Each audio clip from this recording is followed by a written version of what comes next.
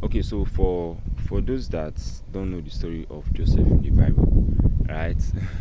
Should I say my namesake or I don't know.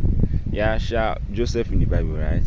So Joseph in the Bible, and let's just jump to the part where he got to Potiphar's house, right? And then he Potiphar's wife, you know, first time told him, Joseph, lie with me, like make house with me, and but Joseph refused, right? But then the second time, um, Potiphar's wife asked him again when they were both in the house, and again Joseph refused, right? And this time Joseph was framed, Joseph was ordered, and Joseph was thrown in prison by Potiphar, right?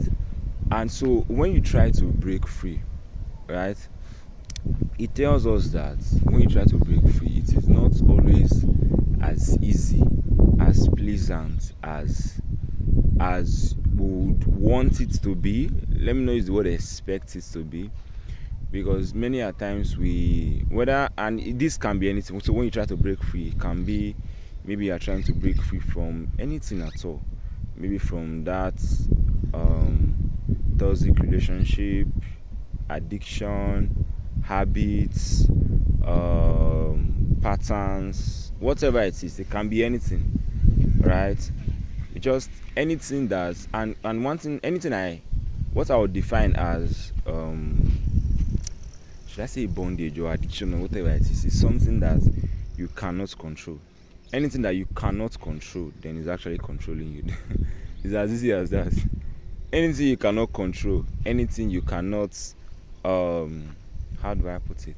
Anything you cannot say, oh, I will do this, I will not do this, oh, this will happen, like anything you cannot, anything that is beyond, and of course there are some things beyond your control, right? So when you try to break free, right, many a times we expect, no, should I use the word expect? Many a times we hope, that the process of breaking free would be easy.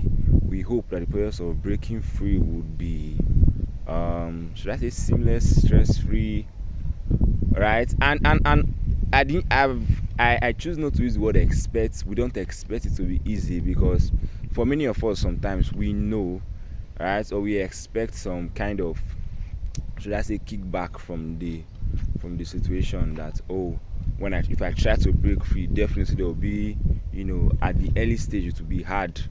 It will be, I might feel like going back, I might feel like doing it again, I might feel like going back to where I came from, basically going back to my vomit.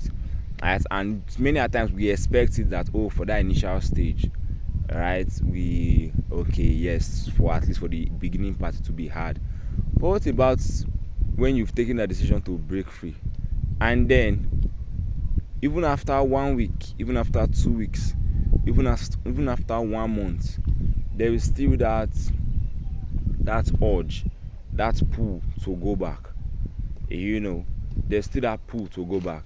And Joseph now rejecting Potiphar's wife, right, rejecting her advances, right? Joseph, let me use the word, let's say he broke free, right? He chose not to be what's the word now, he chose not to be under that, should I say, chain, right? And then he actually faced consequences for it. So his own was not even easy, and we should not even expect it to be easy, right? But the issue now is, I know many of us don't expect it to be easy at the very beginning, right? But the issue here is when it's been at least some time, and by now we feel, or we expect, right, that at least it should be easier by now, and truth is it gets easier with time, right?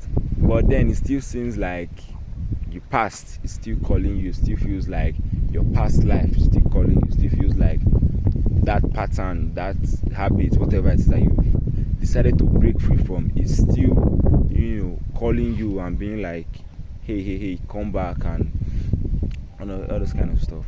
But one thing I want to just encourage us with, right, and this was just when you try to break free, right, is whenever you are in that instance, right? Should I use the word instance now?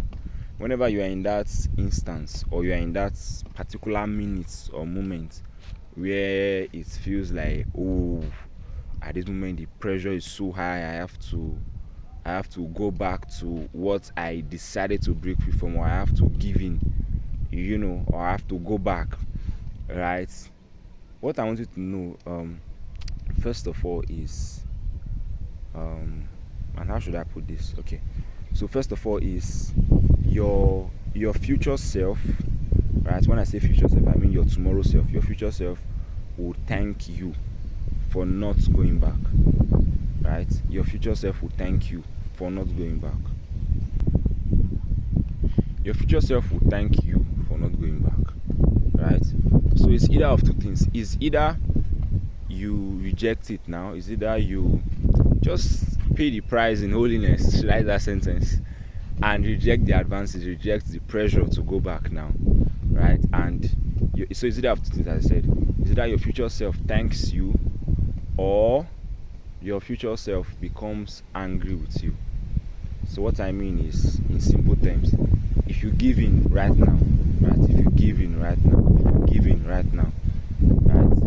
Your future self tomorrow, you'll be sad that, oh, why did I give in yesterday?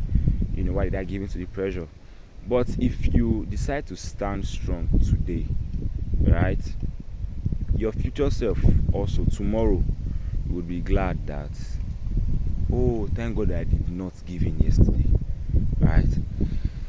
And looking at the story of Joseph again, Joseph did not give in, even though prison was hard, even though staying in the prison when you knew you did not commit any crime was hard, right? There's a difference in when you stay in prison knowing you committed a crime, and staying in prison when you know you did not do anything. Like, it's a different kind of pain. So even in prison, Joseph did not give in. He did not, because I believe if Joseph wanted to compromise, even while in prison, he could have someone communicated with Potiphar's wife, blah blah blah, and she could have done something or whatever it is, right? But even in prison, Joseph did not give in, right? And that just kind of was like a vehicle that took him to his destiny, that took him to his appointed place in destiny. So yeah, so I'll leave it at that. And I think but one thing I'll just point out lastly before we end this is, I want us to, if you can, go to the book of Romans chapter 6, right? And this you can relate this to any area of your life, right? And I was studying the book of Romans chapter 6, and I found verse 6 very interesting. It says, knowing this, right, that the body of sin, knowing this that our old man was crucified with Christ on the cross, that the body of sin might be done that the body of sin might be done away with, right? That we should no longer be bound, that we should no longer be slaves of sin. Alright, so we are no longer slaves of sin. The old man has been crucified with Jesus. So what is that issue? Is it masturbation? Is it pornography? Is it that toxic relationship? That thing that is really affecting your growth, that you decided to break away from. Whatever it is that you decided to break away from, that is not good for your destiny. See, it's on the cross. Like, it was crucified with Christ. It was crucified with Christ on the cross. And now, the Bible clearly tells us, it says that we should no longer be slaves of sin. So you are no longer committed to it.